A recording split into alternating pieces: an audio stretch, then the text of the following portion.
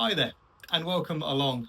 Now, a couple of weeks ago, I gave you a little bit of an update about what's going on in the greenhouse, and the weather here in the UK has continued to be absolutely extraordinary, meaning the bumper crop of tomatoes. Now, if I move around just a little bit, you'll see there is absolutely masses and masses of tomatoes in the greenhouse, which is phenomenal.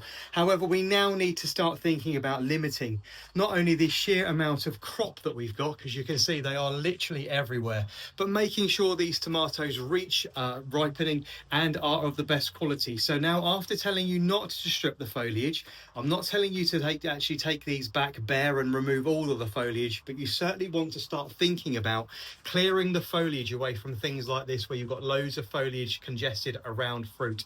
We need to make sure we get this crop all the way to ripening now. We are now in the middle part of August. It is getting quite late. The weather could turn at any time and could leave you with a whole heap of unripened green tomatoes, which have their uses, but they're not completely ideal. I want all of these super sweet. I want all of these super ripe so I can use them for chutneys and, more importantly, the chili jam that gets made with this lot. I mean, look at the chilies behind me. These are looking absolutely phenomenal this year. I have got some really, really lovely chilies coming along. And if I bring you down this way, look at these as well. Look at these. These look absolutely fabulous. So if you are now growing tomatoes under glass, make sure that you're keeping up with your watering intently. I'm watering twice a day. I'm feeding every 2 or 3 days now to make sure I'm packing the most amount of taste into my tomatoes.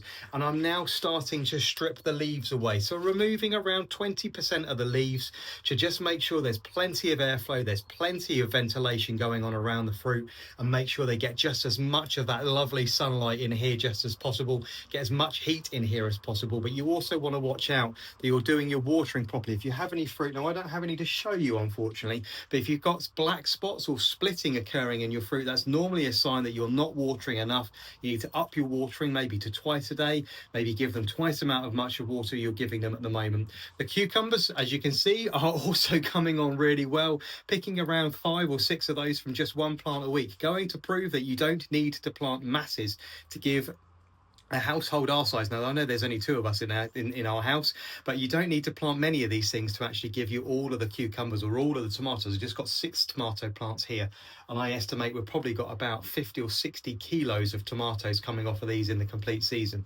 They've done incredibly well. Anyway, if you need any help or advice on the subject, don't hesitate to drop me a comment below. I'll see you all again very soon. Enjoy your day. Take care. Bye.